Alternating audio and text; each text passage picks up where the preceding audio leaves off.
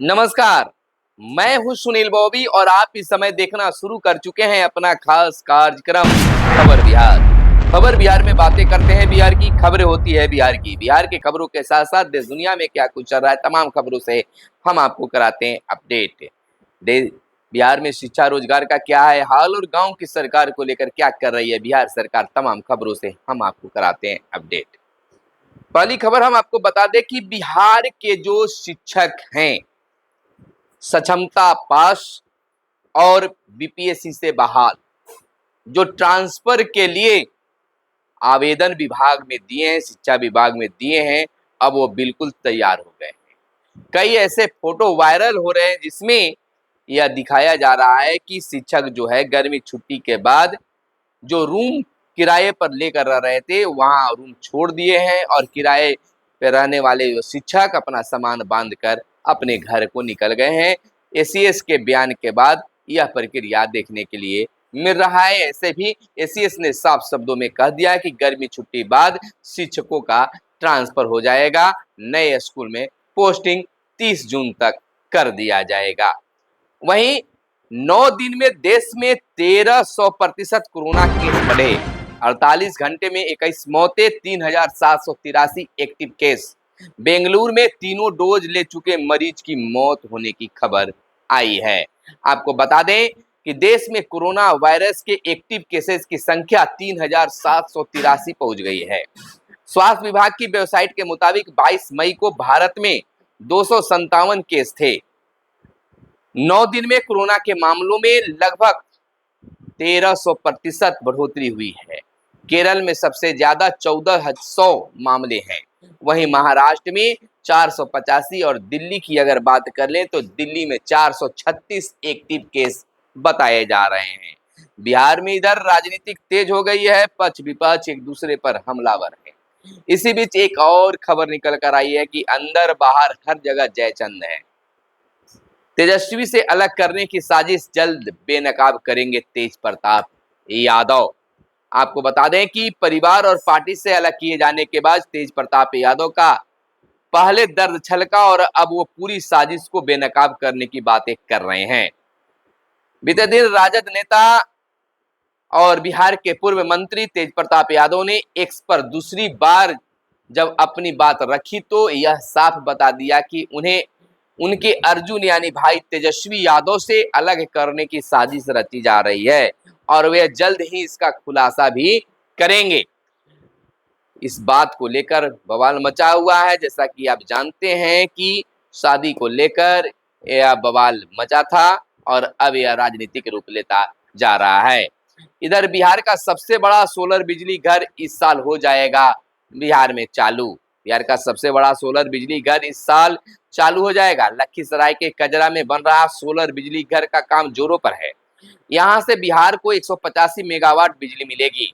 Battery storage बिजली घर होने के कारण कजरा की बिजली का उपयोग पीक आवर यानी शाम के 7 बजे से रात के 11 बजे तक हो सकेगा।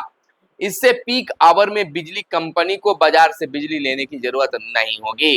कंपनी अधिकारियों से मिली जानकारी के अनुसार कजरा सौर परियोजना को इसी साल के दिसंबर तक पूरा करने का लक्ष्य रखा गया है।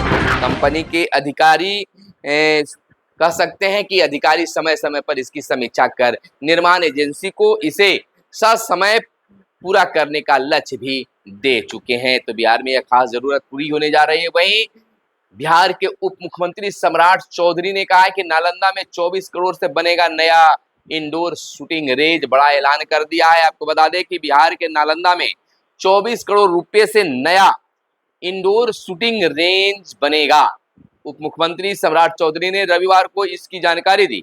उन्होंने बताया कि नालंदा के कल्याण बीघा में खाली पड़ी भूमि पर 25 मीटर एवं 50 मीटर के शूटिंग रेंज निर्माण के लिए 24.21 करोड़ रुपए की प्रशासनिक मंजूरी दे दी गई है। कल्याण बीघा का 10 मीटर इंडोर शूटिंग रेंज देश का दूसरा सबसे अच्छा रेंज है।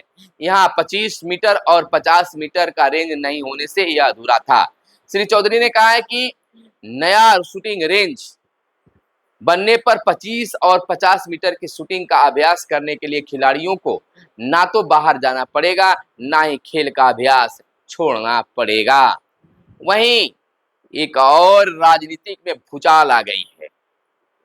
चिराग पासवान को बिहार विधानसभा चुनाव लड़ने को लेकर, और वह भी आरक्षित सीट से नहीं बल्कि समान सीट से लड़ने के लिए।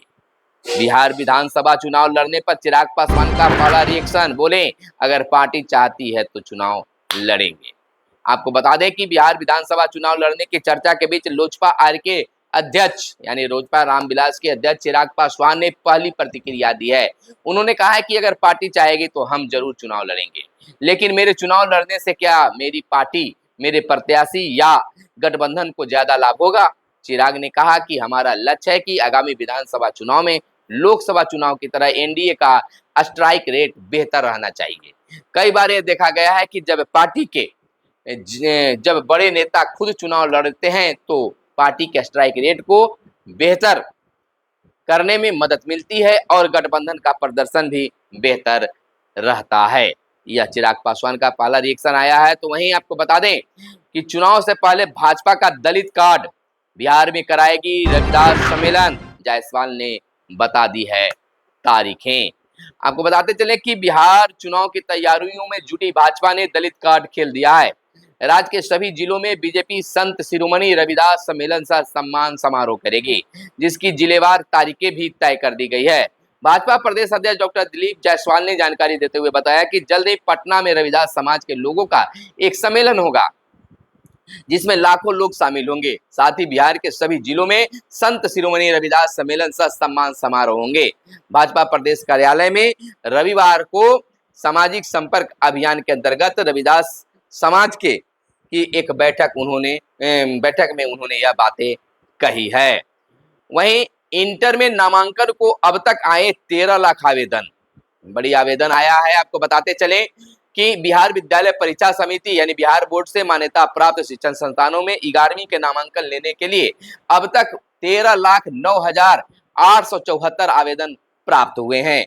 यह आवेदन छात्रों ने बिहार बोर्ड के OFSS पोर्टल के माध्यम से किया है। आवेदन करने वालों में 6,59,342 छात्र और 6,50,532 आवेदन आए हैं। इनमें से बिहार बोर्ड से 10वीं उत्तीर्ण करने वाले छात्रों के साथ ही सीबीएसई व अन्य परीक्षा बोर्ड के भी छात्र इसमें शामिल हैं, छात्र छात्राएं इसमें शामिल हैं। सोमवार को बिहार बोर्ड की ओर से मेधा सूची भी जारी करने की संभावना बताई जा रही है, यानी कि आज मेधा सूची जारी भी की जा सकती है। इधर मृणाल पासवान बने राज्य अनुसूचित जाति आयोग के अध्यक्ष, यह बड़ी बात हुई है। आपको बता दें कि लोजपा रामविलास के राष्ट्रीय अध्यक्ष चिराग पासवान के संबंधी धनंजय कुमार उर्फ मृणाल पासवान अन्य राज्य अनुसूचित आयोग के अध्यक्ष बनाए गए हैं।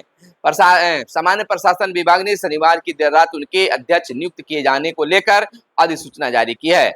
मालूम हो कि राज्य सरकार के विभिन्न आयोग एवं बोर्ड के गठन की प्रक्रिया जारी है। अब तक राज्य अनुसूचित जाति आयोग के अतिरिक्त राज्य अनुसूचित जनजाति आयोग, बिहार राज्य अल्पसंख्यक आयोग, उच्च जातियों के लिए राज्य आयोग, स्वर्ण आयोग, मछुआरा आयोग और महादलित आयोग का भी गठन किया गया है। वहीं हम आपको बता दें अगली खबर की ओर बढ़ने से पहले कि बिहार में शिक्षकों के नियुक्ति की प्रक्रिया भी अब तेज होने वाली है, यानी कि TRE-4 की भी बहुत जल्द वैकेंसी आने वाली है। अगली खबर बताने से पहले आपसे आग्रह है कि चैनल पर पहली बार आए हैं या अब तक चैनल को सब्सक्राइब नहीं किए तो चैनल को जरूर सब्सक्राइब कर लीजिएगा।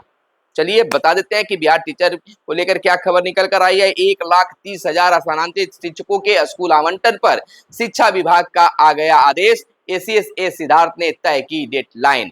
बिहार के सरकारी स्कूलों के स्थानांतरित शिक्षकों के लिए स्कूल आवंटन पर बड़ा निर्देश जारी किया गया है। शिक्षा विभाग के अपर मुख्य सचिव सिद्धार्थ ने इसको लेकर स्कूल आवंटन की अंतिम तिथि जारी कर दी है। उन्होंने कहा है कि 20 जून तक सभी को स्कूल आवंटित कर दिया जाएगा। 30 जून तक सभी अपने विद्यालय में ज्वाइन कर लें।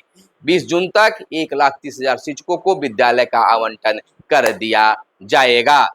वहीं गर्मी छुट्टी को बंद हुए 81,000 स्कूल बंद हो गए हैं और अब यह 22 जून तक बंद रहेंगे। 23 जून से फिर से स्कूल शुरू की जाएगी। तो यह थी आज की खास प्रमुख खबरें। तो मिलते हैं अगले वीडियो में, तब तक के लिए दीजिए इजाजत। जय हिंद, जय भारत, वंदे मातरम।